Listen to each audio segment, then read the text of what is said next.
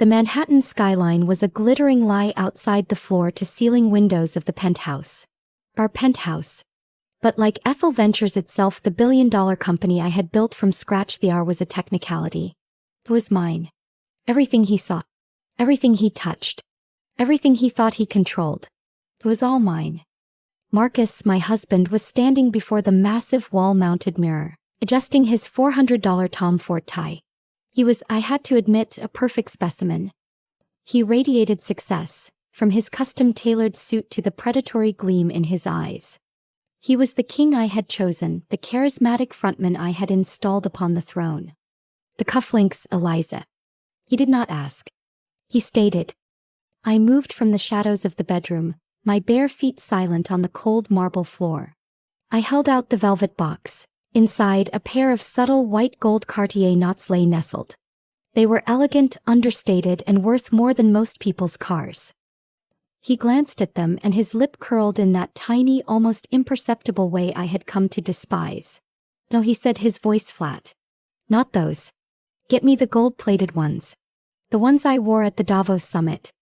The trumps, I asked, my voice smooth and placid. Yes, these, he gestured dismissively at the Cartier box, look cheap. I silently swapped the box. The cufflinks he called cheap had cost $4,000. The ones he wanted, gaudy, gold-plated, and ostentatious, had been a $200 gift from a sycophant. It was not about value. It was about volume. It was about his need to diminish everything, including my taste. I watched him fasten them. My obedience was a weapon, an invisibility cloak I had sewn for myself over 8 years. The simple beige silk dress I was wearing was part of that camouflage. It was beautiful, expensive, but designed to be utterly forgettable in a room of glittering gowns. It was a uniform. The uniform of Eliza the wife. You are wearing that, Marcus asked. His tone was not quite critical, just tired, resigned. Not like it, I asked, infusing my voice with a flicker of feigned insecurity. Is safe, Eliza. Just like you. He chuckled, the sound of a man who had not truly seen his wife in years.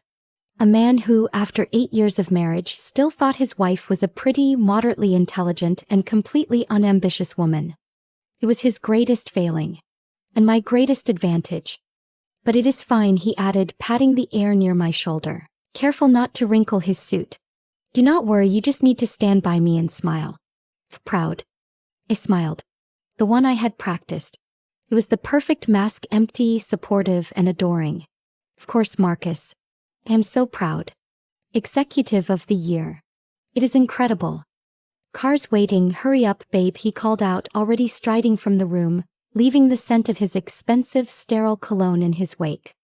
I stood alone in the room, my smile fading instantly. I looked out the window past my own faint reflection. My eyes were not on the glittering city.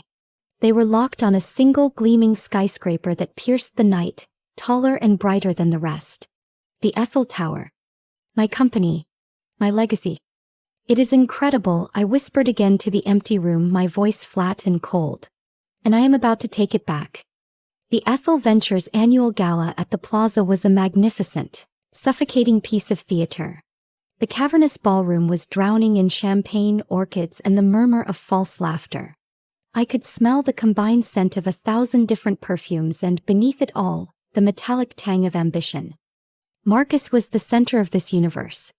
He moved through the crowd like a shark in his element, a hand on the senator's back, a booming laugh for that hedge fund manager. He was performing. And I, just as he would instructed, was his elegant, silent shadow. I smiled. I nodded. I clasped the hands of other wives, their fingers cold with diamonds. We discussed charities, vacations in St. Bart's, and the unbearable difficulty of finding good staff. I played the part of the proud, simple wife flawlessly.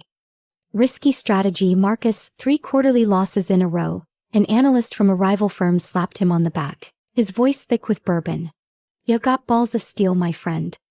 Marcus let out his Masters of the Universe laugh. You have to spend big to win big, Jim. We are playing the long game. Reinvesting. Pouring money into R&D. Not everyone has the stomach for it. I had to stop myself from smiling. R&D, I knew exactly where the money was going, and it had nothing to do with research or development. It was going into shell accounts in the Cayman Islands and from there into a single private ghost fund. A sharp-eyed woman, not one of the wives' club, cut through the crowd. Chloe Jennings, Wall Street Journal. She was young, hungry, and dangerously smart. I would been reading her byline for months. She was the only reporter in the city I actually respected. "Marcus, congratulations on the award," she said. Her smile professional but her eyes sharp as knives. "Chloe, always a pleasure. Glad you could make it." Marcus was all teeth. "One question, Ethel reports an $80 million loss. Your competitors like Atlas Group are up 20%.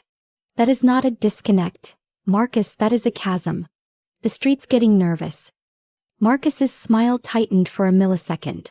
"Like I just told Jim, Chloe, we are playing the long game. Not everyone understands." "I understand numbers," Chloe said, unfaltering. "And the numbers say you are bleeding. Unless, of course, it is not a loss. There are whispers on the wire, Marcus. Whispers about an internal Project Icarus." The name hit the air and hung there. "A rather tragic name," Chloe continued, "for a grand strategy." Marcus stopped cold. The fake warmth vanished. "I have no idea what you are talking about." His voice was flat. "I think you do," Chloe pressed. "No. If you will excuse me," Marcus said, his voice dropping. He put a possessive iron-like hand on the small of my back. "I need to speak with my wife." He steered me away, his fingers digging into my silk dress. He left Chloe standing there, not with a look of defeat, but with the profound, energized suspicion of a reporter who has just confirmed a story. As soon as we were behind a massive flower-draped marble column, his hand dropped from my back and he spun on me. "What?" I asked, feigning confusion. "Vultures," he hissed, not looking at me but glaring back at Chloe. "Fucking keen. Security should not have let her in." "I thought it was a reasonable question," I said softly, probing. "The numbers are." He snapped his head toward me. "Reasonable, Eliza, what the hell do you know about the market?" His voice was still low, but it was laced with a contempt so profound it was almost comical. "You read books. You plan dinner parties. I run the world. I do not need you to analyze the numbers. I need you to look pretty and not talk to reporters. Please, just for tonight, can you do that?" He patted my cheek, a hard, condescending pat. "Go get me another glass of champagne." And smile. He left me there behind the column. I stood alone. Perfect. I did not go get champagne. I watched him disappear into the crowd, a king returning to his court. I slipped through a side exit into a quiet, opulent hallway carpeted in red.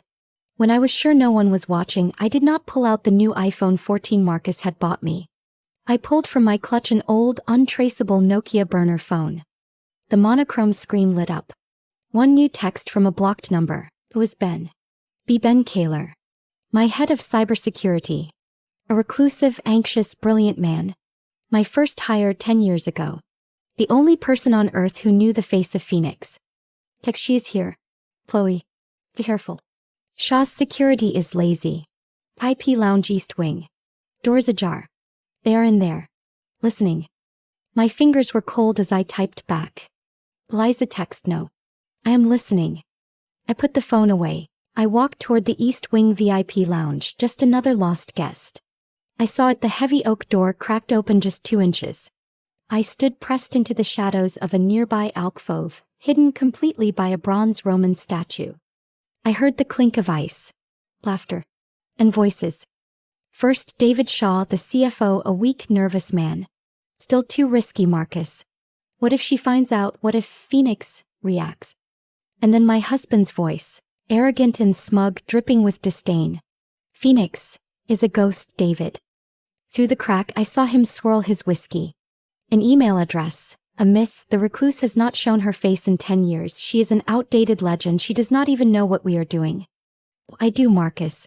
I am listening." "That legend," Shaw said nervously, "still owns 51% of Ethel." "Not for long," Marcus replied. "Project Icarus is ready. The plan is perfect." He paced like a caged animal. 3/4 of fake losses. The stock price hits rock bottom. The board is terrified. That little bitch reporter, Chloe Jennings, she is digging our grave for us. She is helping. I held my breath. Fake losses. So that was it. They were leaking it intentionally. And next Tuesday, Shaw continued at the emergency shareholders meeting. We swoop in as saviors, propose using our ghost fund in the Caymans to buy out Phoenix's entire controlling stake for pennies on the dollar. Marcus finished, his voice triumphant. Ethel will be ours, completely legal. She will have to thank us for buying her out of the mess. I closed my eyes. The cold anger began to spread through my chest. This was not just theft. It was a coup. They were using my own money to steal my company. We just need Arthur Harrison, Shaw said, pulling me from my thoughts. He is the last hurdle. He is an old friend of Phoenix. He still believes in her vision. Leave the old man to me. Marcus waved him off. He will see that vision does not pay the bills. Wednesday. I will show him the numbers. He will have to agree. Next week he raised his glass. We will be drinking champagne on the ashes of the Phoenix. On the ashes of the Phoenix. The rage made me lose focus for 1 second. I shifted my weight. My heel grazed the polished brass fire extinguisher next to the statue. A small, sharp clang echoed in the quiet hall. Inside the room the voices stopped. Who is there? Marcus's voice. I froze. My breath caught in my throat. The VIP door was ripped open. Marcus stormed out, eyes sweeping the hallway. But I was gone. I was not there. I was no longer Eliza the wife. I was Phoenix, and Phoenix knows how to hide. He frowned, saw the fire extinguisher and then shrugged. Must be staff. Come on. Time to celebrate my win. He slammed the door shut. Far down the hall, a heavy service door slowly, silently clicked shut, plunging the corridor back into darkness. I did not return to the ballroom. My hands were not even shaking, but the cold fury I felt was a physical thing, a shield of ice. I slipped out a side entrance, telling the concierge I had a migraine and needed a cab, not the house car. The lie was effortless. The doorman, accustomed to my quiet, unremarkable presence, hailed me a taxi. I did not want the Bentley's driver logging my early departure, reporting it to Marcus. Every detail mattered. The cab ride home was a blur of rain-streaked neon. On the ashes of the Phoenix. The arrogance of it, the sheer, unadulterated hubris. He had not just decided to rob me. He would decided to erase me. He was burning down my legacy, the one I had built while he was still a mid-level analyst and planning to dance on the ruins. He would call my vision outdated. He was about to find out just how wrong he was. He stumbled into the penthouse hours later, well after 2 a.m. He was drunk, reeking of expensive whiskey and the sour, metallic smell of self-congratulation. Eliza. Liza, you missed it, he slurred, fumbling with his tie as he staggered into the bedroom. We closed the bar. David Shaw. He thinks I am a god. A god. I am sure he does, dear, I said from my side of the bed, my voice a perfect imitation of a sleepy, half-interested wife. Come to bed. You see, babe, he said, collapsing onto the mattress, his weight jostling me. This is how you win. You just take it. They do not even see you coming. He was patting the mattress as if it too was an accomplishment. Good night, Marcus, I whispered to the darkness. He was asleep in seconds, the heavy, even breathing of a man without a conscience. A man who had just confessed his own treason to the one person in the world he should have feared. I waited. I did not just count 30 minutes. I listened to the change in his breathing, the shift from shallow, drunken sleep to the deep, slow rhythm of REM. I waited for 1 full hour, motionless in the dark. Then I slipped out of bed. I went to my study, the room Marcus called my reading nook. He thought it was filled with poetry and romance novels. He was not entirely wrong, but behind a false wall of Victorian literature triggered by pressing the spines of sense and sensibility, pride and prejudice and persuasion in that specific ironic order was my real library. The wall panel slid open silently, revealing a small, steel-lined room. It was soundproofed, climate-controlled, and contained a single liquid-cooled, military-grade encrypted server. This was the nest. This was where Phoenix truly lived.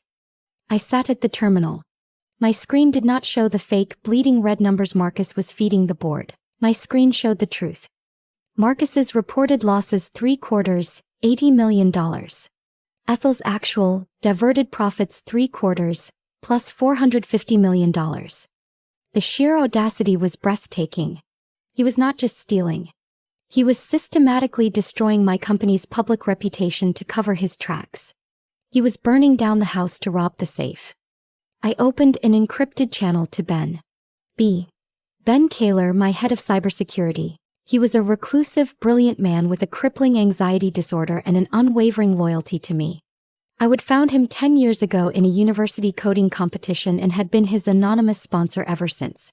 He was the only person on Earth who knew the face of Phoenix. Liza, the gal, was informative. They call it Project Icarus. They are faking the losses. They plan to pitch Harrison on Wednesday. We are moving. The reply was almost instantaneous. Ben, like me, rarely slept. Ben, I have been watching the money trails. It is a masterpiece of fraud. For shells in the Caymans washed through a Singapore fund. Clean. Too clean. What is your move, boss? Liza, I need the Icarus file. The presentation he is giving Harrison. The one with the real numbers. It is not on the network. Ben, correct. He and Shaw are too smart for that. Must be offline. Physical drive. I thought for a moment. Marcus was arrogant but paranoid. He would have a copy. He would keep it close. Then I remembered. His personal safe. The one hidden behind a priceless Rothko painting in his home office. The one he thought I did not know the combination to. The combination was 080118. The date he would been named CEO. The height of his hubris. So predictable. He has a drive. A red USB. He calls it his insurance. He will take it out Wednesday morning for the Harrison meeting. Ben, you will only have one window. Even if you get it, I will need time to copy it and get it back before he realizes it is gone. Liza, no. Returning it is too risky. You might suspect. We are not going to return it. We are going to make it disappear. There was a long pause. I could almost feel Ben's anxiety through the screen. Ben, disappear, Eliza. If you do that, he will know. He will abort. Liza, he won't know what to think. He will blame his own carelessness. He will blame the staff. He will blame me for being clumsy. Marcus is a control freak. What happens when a control freak suddenly loses the single most important file he possesses, right before the most important meeting of his life? Then he will panic. Eliza, exactly. He will panic. He will scramble. He will be off his game and he will make mistakes. He won't be able to pitch Harrison. He will self-destruct. All I have to do is take the drive. And I know exactly how. The next 48 hours were the longest of my life. I was the perfect supportive wife. I was attentive. I was invisible. I listened to Marcus practice his pitch, the fake one, for the board. I made him tea. I rubbed his shoulders, feeling the tension in his muscles as he prepared to betray me, all while I planned his ruin. This is it, Eliza, he would say on Tuesday night, his eyes bright with feverish ambition. Tomorrow I save the company. After this, they will build a statue of me in the lobby. I am sure they will, dear, I would replied, handing him his tea. Wednesday morning. The penthouse was electric with tension. Marcus was in warrior mode. He was in his sharpest power suit, a dark, intimidating charcoal gray. He was pacing the dining room, growling into his phone at David Shaw. No, David, I do not care what the futures market is doing, just have the accounts ready. Once I have Harrison's signature, we push the button and it is done. I watched him from the kitchen, my heart a cold, steady drum. I saw him go to his office. A minute later, he came out. He placed his alligator skin briefcase on the dining table. Next to it, he placed the red USB drive. My eyes locked onto it. It was small, almost insignificant. And it held my entire empire. This was it. I took a deep breath, letting my shoulders slump, becoming clumsy. Eliza. I picked up the coffee pot. Marcus, I said, my voice intentionally soft and trembling. You did not eat. Would you like some coffee before you go? Whatever, just be quick, he snapped, not looking up from his phone. My meeting is at 9 a.m. sharp. I poured a single black scalding hot coffee. I walked toward him. My hands were perfectly steady, but I forced a slight tremor into them, just enough to make the porcelain cup rattle in its saucer. Here you are, I said, extending the cup. As I reached him, I tripped on the leg of the dining chair. A perfectly calculated, flawlessly executed stumble. The entire cup of scalding coffee went flying. Did not hit Marcus. It hit his target. It splashed all over his open briefcase, soaking his documents, his phone, and most importantly, drenching the small red USB drive. "Damn it, Eliza," Marcus roared. His rage was terrifying and real. "Are you an idiot? My documents, my phone." I am so sorry, I cried, an Oscar-worthy performance of pure hysterical panic. Marcus frantically grabbed his briefcase, trying to salvage the wet papers, cursing a blue streak. "You are useless, get out of my sight, get out." While his back was turned, frantically wiping his phone on a napkin, I rushed in with a dish towel from the kitchen. "Let me help, let me clean it up," I sobbed. "Do not touch anything," he yelled. But it was too late. In my panicked attempt to clean the table, my hand clutching the towel had already swept up the coffee-soaked USB drive. "I am sorry." I backed away, clutching the wet towel to my chest, my face a mask of fear and tears. Marcus, in his fury, slammed the briefcase shut, not even checking. He was too busy cursing me, the world, his luck. He grabbed the case and stormed toward the door. "If I lose this deal, it is your fault, Eliza, do you hear me? Your fault." The door slammed shut, the sound echoing through the penthouse. I stood alone in the quiet kitchen. The act was over.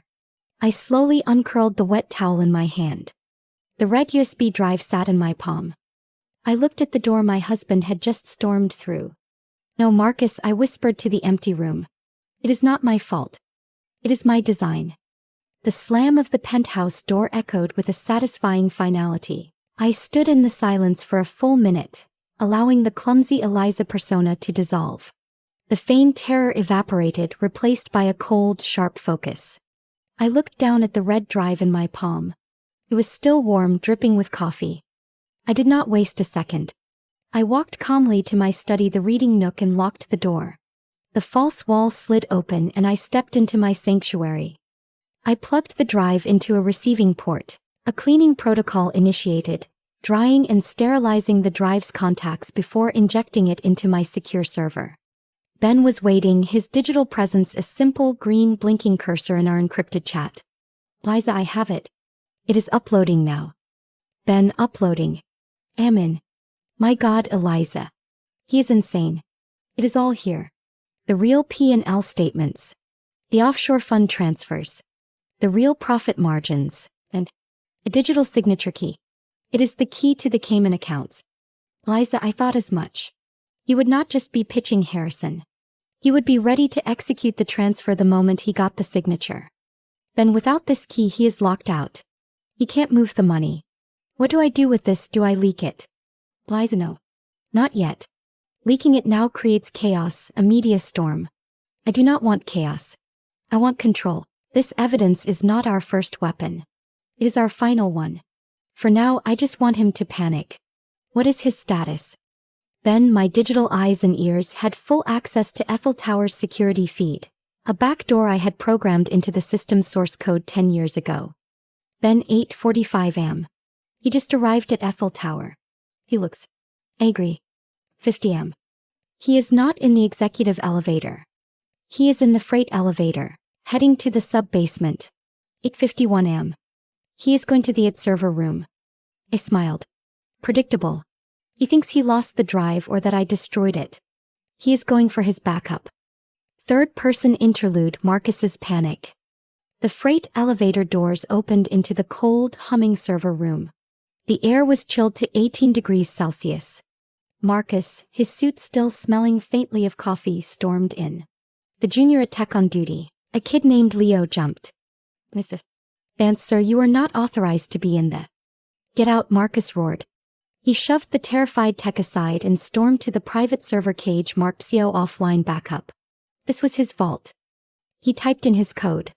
The keypad flashed, access denied. "What?" he muttered, his heart lurching. He typed it again, slower. "Access denied." He swiped his high-level security card. A red light flashed. "Access denied.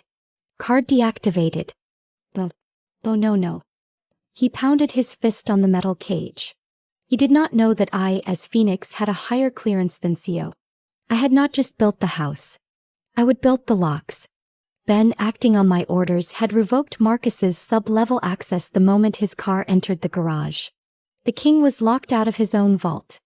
He pulled out his phone, his hands shaking so badly he dropped it. He picked it up and frantically called David Shaw. "David, we have a problem. A huge problem." "What problem?" Shaw's voice was a nervous squeak. "I am on my way to the Four Seasons to meet Harrison. The drive is gone." "What do you mean gone?" "I mean Eliza. The clumsy. She spilled coffee everywhere. It must have gotten lost in the mess. I checked the backup server. And my card won't work. Someone's locked me out, David."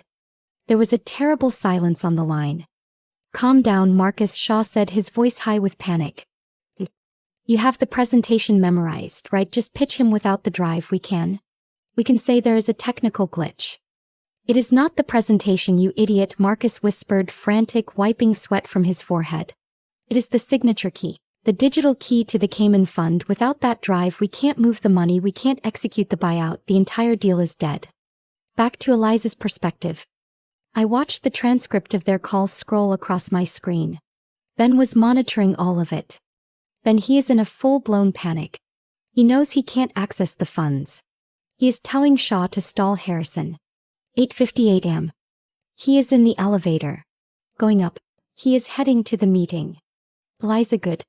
Let him walk into the lion's den with no weapons. Now, Ben. Package the most damning piece, a simple side-by-side comparison of the real versus fake balance sheet. Nothing else. Send it to an anonymous, untraceable email address. I will need it in 1 hour. Ben, done. What are you doing? Liza, I am going to apologize to Mr. Harrison for my husband's delay. The lobby of the Four Seasons restaurant, 9:05 am. This is where old money made deals over $1,000 breakfast plates. Arthur Harrison, 70, aristocratic, weary, was sitting at his regular table, looking pointedly at his Cartier watch.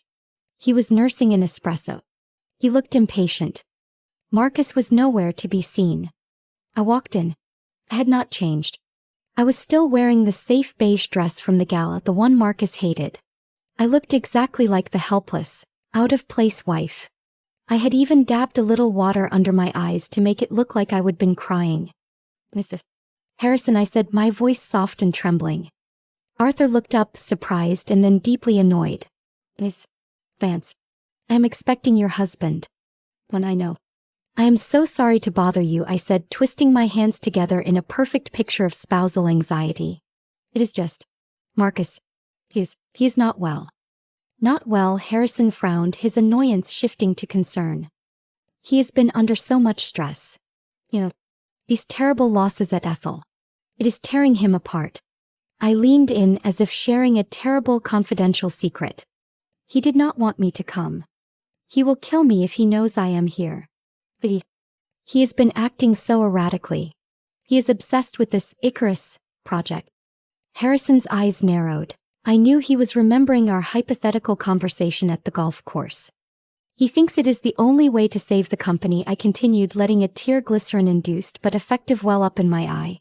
"But I am so worried, Mr. Harrison. He is not thinking clearly.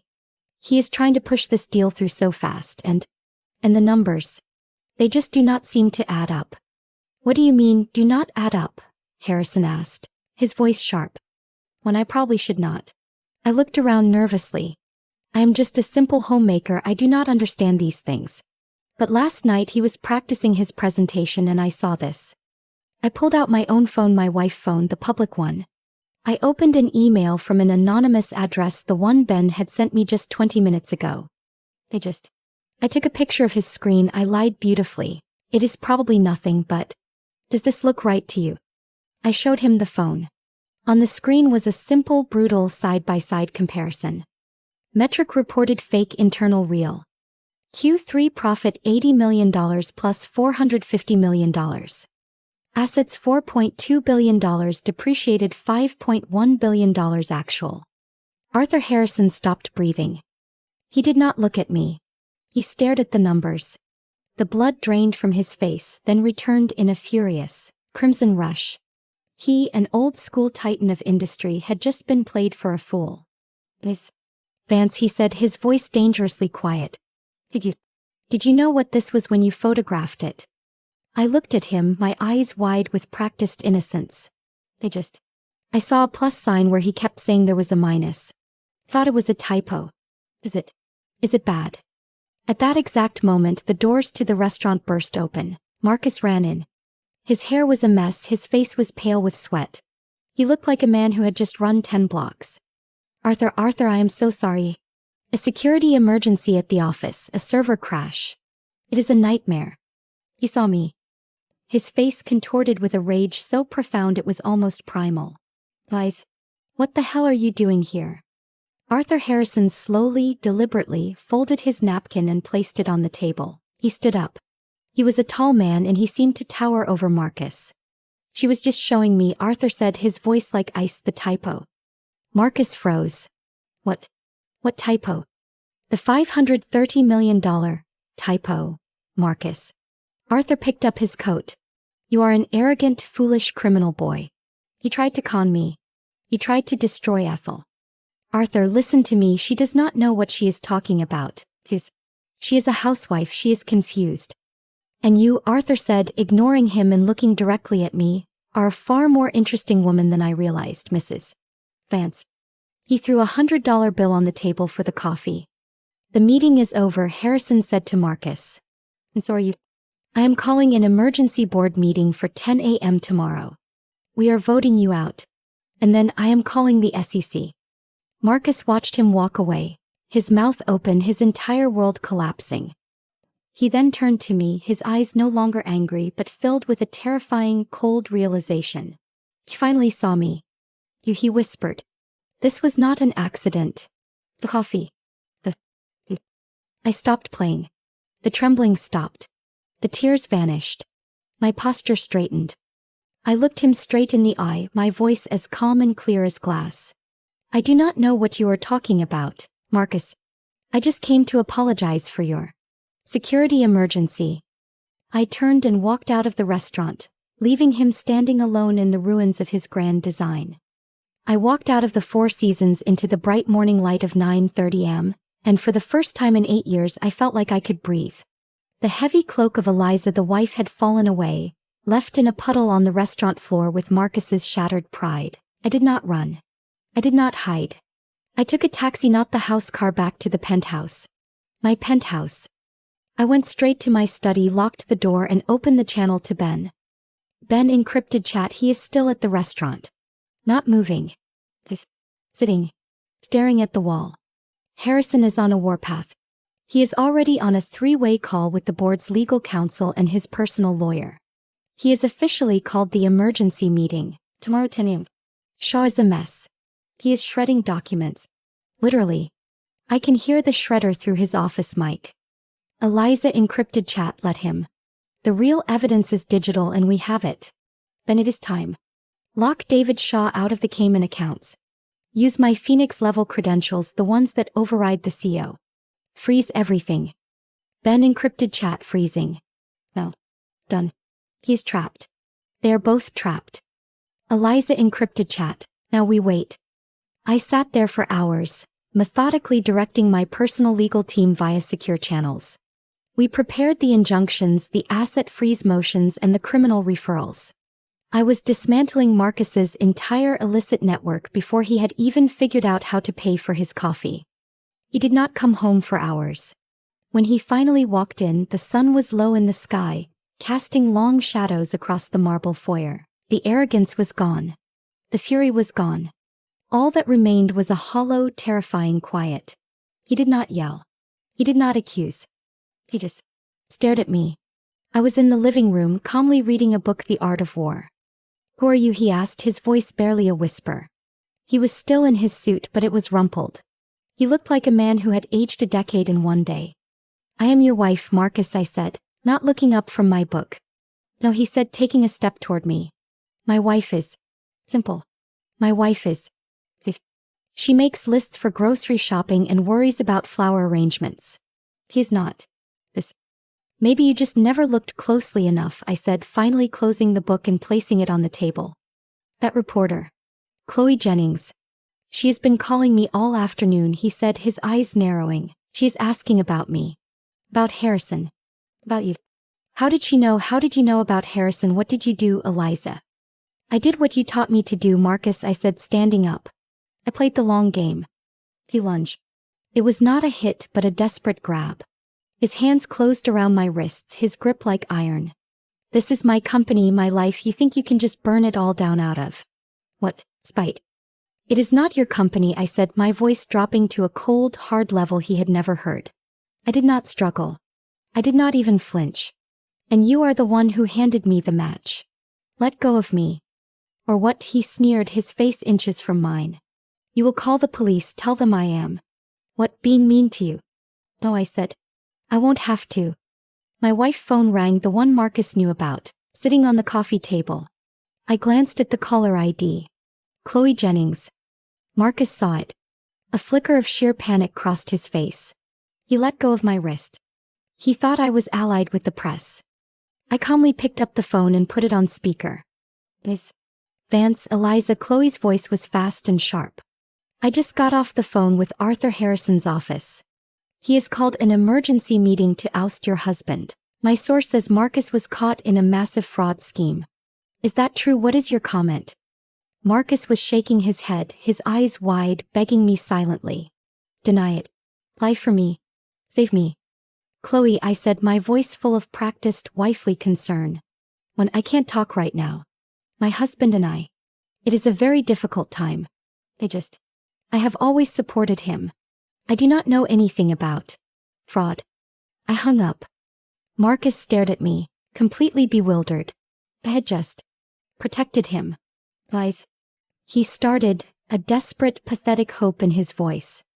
Get out of my study, Marcus, I said, the coldness returning. This is my house. No, I said, walking past him. It is not. He hesitated, a storm of confusion and rage in his eyes. He did not know who I was, and it terrified him. He was a defeated animal, and he did not know which way to run. He turned and stormed into the bedroom, slamming the door. My burner phone buzzed. A text from Arthur Harrison's personal assistant. Text Mr.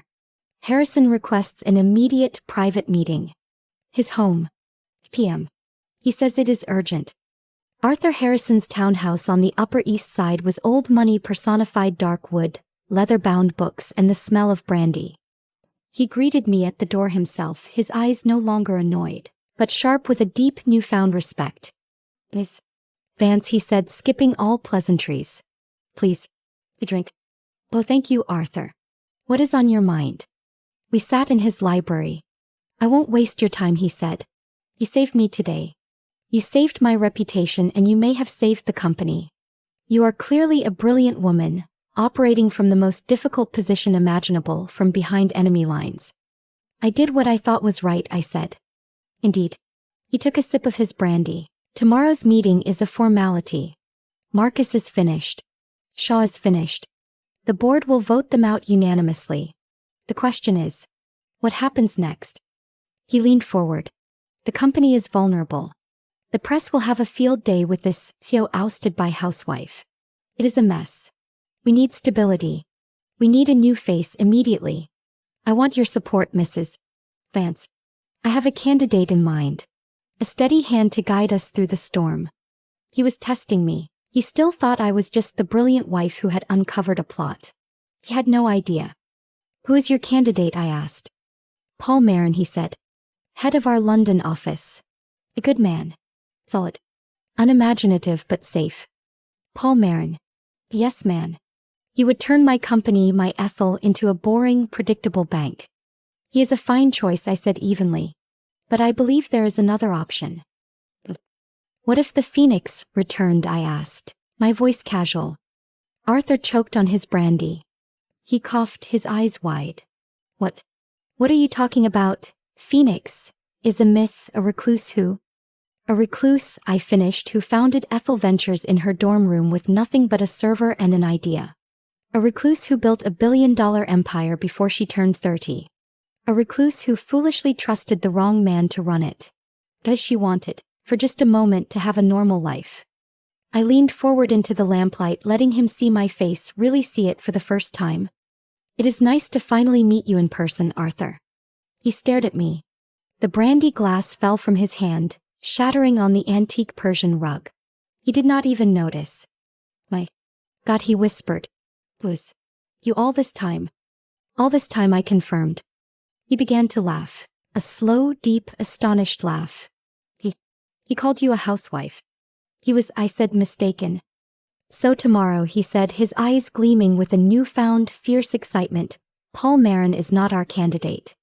No, I said, standing up and smoothing my dress. Tomorrow, the true chairwoman returns to her seat. And I will expect your full support, Arthur. You have it, he said, standing as well. 100%, tomorrow. We will give them a show they will never forget. I returned to the penthouse. It was past midnight. The lights were off. I walked into the dark living room. Marcus was sitting in an armchair, silhouetted against the city lights. A bottle of whiskey was on the table next to him. You met with Harrison, he said. It was not a question. Yes. And did you beg him to save my job? Was that your little power play? He is going to vote you out. It is over, Marcus. He stood up slowly. It is not over, he sneered, a desperate, ugly sound. You are my wife, Eliza. In this state, half of everything you own is mine. Half of Ethel is mine. You can't destroy me without destroying yourself. You are clever, but you are not that clever. I said. The famous prenup. Exactly, he spat. The one I insisted on to protect my assets from you. Remember, you were just a simple freelance translator. I had assets. You had nothing. You were stuck with me. You should have read it more closely, Marcus, I said, walking to the bar to pour myself a glass of water. I had my lawyers draft it, remember, go ahead, read clause 11b. The infidem clause. It is Latin. It means in good faith. What the hell are you talking about? It states that all assets are separate and remain separate, unless one party is found guilty of gross misconduct or criminal fraud against the other, or the other's business interests. In which case, I took a sip of water, the injured party is entitled to 100% of all shared assets as damages. His face went blank. The color drained from it. You planned this. From the beginning. I planned for the worst, I corrected. You just happened to become it. You are not getting half, Marcus. You are not getting the penthouse. You are not getting the car. You are getting nothing. And tomorrow you are losing the company. He took a step toward me, his face dark. I can still destroy you. I can go to the press. I will tell them you were the mastermind. That you set me up. And what will you use for proof, I asked. The Project Icarus drive, you do not have it. I do. Your access revoked. Your offshore accounts frozen. Your only ally, David Shaw, he is currently in an FBI waiting room, trying to make a deal to save himself. He stopped. He had nothing. He was finally, completely and utterly empty. Who are you? He whispered again, the question filled with a chilling existential dread. I walked past him toward my study. Tomorrow at 10 a.m. you will find out. I locked my study door. I sat at my server. Eliza encrypted chat, Ben. It is time. Ben encrypted chat, time for what? Eliza encrypted chat, initiate the Phoenix protocol. Send the invitation to the entire company. And to Chloe Jennings. Ben encrypted chat. Are you sure? Eliza encrypted chat, I have spent 10 years in the shadows, Ben. Tomorrow. I am turning on the lights. I did not sleep. I did not need to.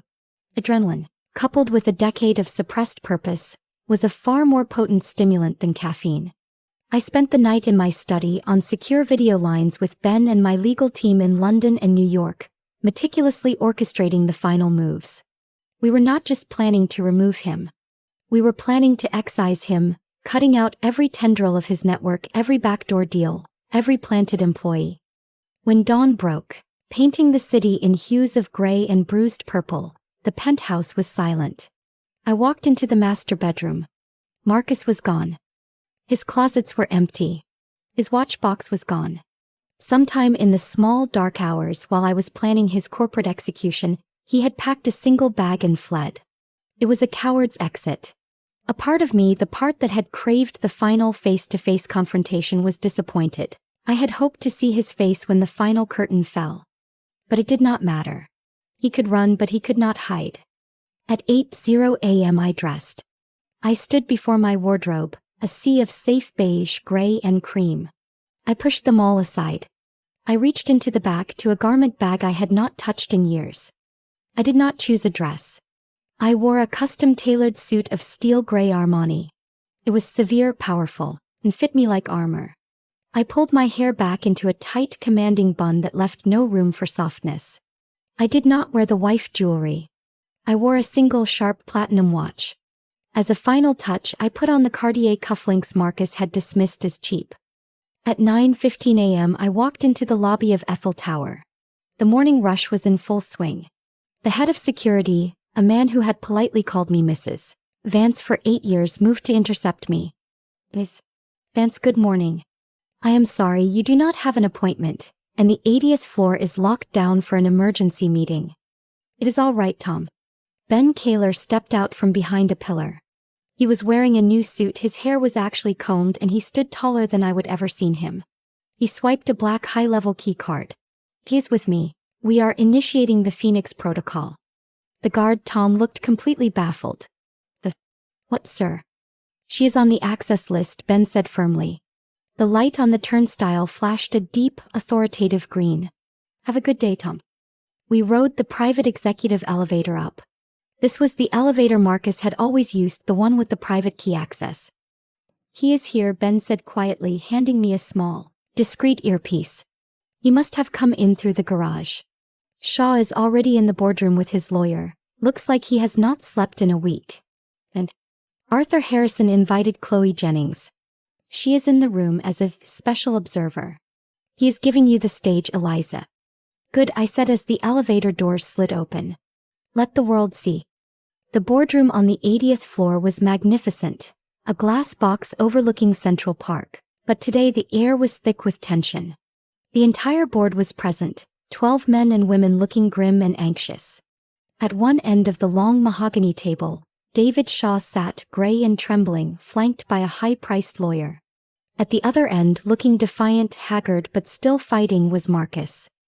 And sitting in a chair against the wall, notepad open, vibrating with the energy of a reporter about to land the story of her career, was Chloe Jennings. When Marcus saw me walk in, his eyes widened, first in shock, then in pure, unadulterated hatred.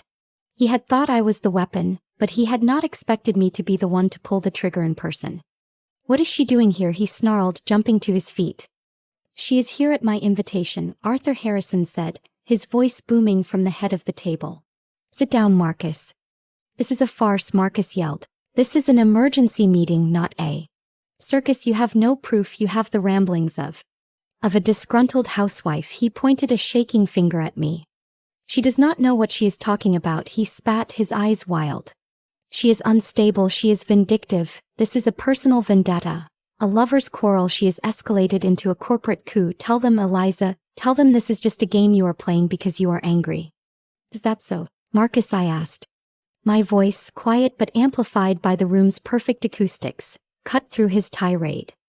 I walked to the head of the table opposite Arthur. Ben followed, plugging a laptop into the main projector. You are right about one thing, I said, addressing the room. This is personal. You all know me as Eliza Vance, wife of the CEO. Simple, safe woman. I looked at Marcus, his face now a mask of confusion and rage. But 10 years ago, I continued, before I ever met him, you knew me by a different name. You knew me as Phoenix. A collective gasp sucked the air from the room. Shaw looked like he was going to be sick. Chloe Jennings's pen was flying across her notepad so fast it threatened to catch fire. What new fantasy is this? Marcus stammered, but the bravado was gone. He looked at Arthur, desperate for an ally. It is no fantasy, Arthur Harrison said, his voice grim. I have seen the original incorporation documents. Gentlemen, ladies. Meet our founder, our majority shareholder, and our true chairwoman. The shock in the room was palpable. For 10 years, I continued, my voice steady, I operated from the shadows. I built this company on innovation and trust. I wanted to see if my creation could thrive on its own without a face. So I stepped back, pointing Mr. Vance to run it while I watched. My eyes locked onto Marcus. And I watched you, Marcus. I watched you take my profits and call them losses. I watched you build a parasitic empire inside my own. You called your plan Project Icarus. Fitting name. You flew so high on my company's wings, blinded by your own greed. I nodded to Ben. This, I said as the main screen lit up, is what Mr. Vance reported to you for the last 3 quarters. The screen showed the faked, bleeding red P&L statements. The $80 million loss. And this, I said, is the truth. Ben hit a key. The screen split. On the right, the real data appeared pulled directly from the red USB drive. The plus $450 million in profits. The offshore accounts in Cayman. The entire Project Icarus flowchart, detailing the systematic theft. He did not just lie to you, I told the board. He stole from you. He stole from all of us. He used your trust to fund his arrogance. This is illegal, Marcus shouted, lunging at the laptop. You stole that is private property, you hacked me. No, Marcus, Ben said calmly, stepping in front of the laptop. It is company property. And he pointed to me, is the company. All in favor, Arthur Harrison called out, his voice a gavel, of the immediate termination for cause of CO Marcus Vance. Every hand in the room went up. All in favor of the immediate termination for cause of CFO David Shaw. Every hand went up. It is not legal, Shaw whimpered from his chair. Oh, it is perfectly legal, David, I said. And as of 5 minutes ago, my legal team, acting on behalf of the board, filed a full, unredacted report of your activities, including your attempts to destroy evidence this morning with the Securities and Exchange Commission and the District Attorney's Office. As if on cue, the main doors to the boardroom opened again. This time it was not a lawyer. It was 2 federal agents in dark suits. Marcus Vance, David Shaw, one of them said, his voice polite but final. You need to come with us. Shaw collapsed in his chair, sobbing. But Marcus just stared at me. The hatred was gone, replaced by a chilling, hollow emptiness. He had lost. Completely. As they escorted him out, he stopped for one last moment, right beside me. I really did love you, he whispered, a final, desperate, pathetic lie. No, Marcus, I replied just as quietly so only he could hear. You loved the idea of me. The safe wife. The one who made you feel powerful. You just never realized. I was the power. He was led away. I stood at the head of the table. The room was silent, the board members looking at me with a mixture of awe, fear, and profound relief. I straightened my suit jacket. Well, gentlemen, ladies, I said, my voice ringing with an authority they had never heard. The trash has been taken out. Now, let us get to work. Chloe Jennings was the first to speak, her voice trembling with excitement. Madam Chairwoman, what is your first order of business? I looked directly at her, and through her at the world that was about to read her story. My first order, I said, is to announce that Ethel Ventures is no longer in the business of playing the long game. We are in the business of winning it. And the phoenix, I allowed myself a small, cold smile, has returned to her nest. The heavy boardroom doors clicked shut, taking the federal agents Marcus and David Shaw with them. The sound was deafening in the sudden, absolute silence of the room. My husband was gone. My life's work was mine again. I stood at the head of the table. The 12 board members, titans of industry who just minutes ago had regarded me as little more than a piece of decorative furniture, were staring at me. Their expressions were a cocktail of awe, naked fear, and from a few, profound relief. Chloe Jennings, the reporter, was still scribbling furiously in her notepad, her face flushed with the adrenaline of the story of a lifetime. Arthur Harrison was the first to break the silence. He slowly rose to his feet, a respectful incline of his head. Well, Madam Chairwoman, he said, his voice risen over. What is your first order of business? The title snapped me out of the moment. Chairwoman. I had been Phoenix in the shadows, and Eliza in the light. Now I was both, and I had a company to save from the chaos I had just unleashed. My first order, I said, my voice calm and projecting, is to stop the bleeding and restore stability. Effective immediately, I am appointing Sarah Jenkins from our London office as interim CFO. She is clean, she is brilliant, and she will be on a plane within the hour.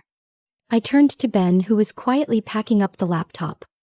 And effective immediately, I continued, I am promoting Ben Kaler to acting Chief Technology Officer. He is the man who kept this company's digital infrastructure secure from internal threats. Ben froze, his eyes wide. He had not expected this public reward. He just nodded, speechless. The rest of you, I said, addressing the board, have a choice. You can be the board that was asleep at the wheel while your CEO committed fraud, or you can be the board that acted decisively to save it. I suggest you get your lawyers to draft a press release reflecting the latter. You will coordinate it with our new head of PR.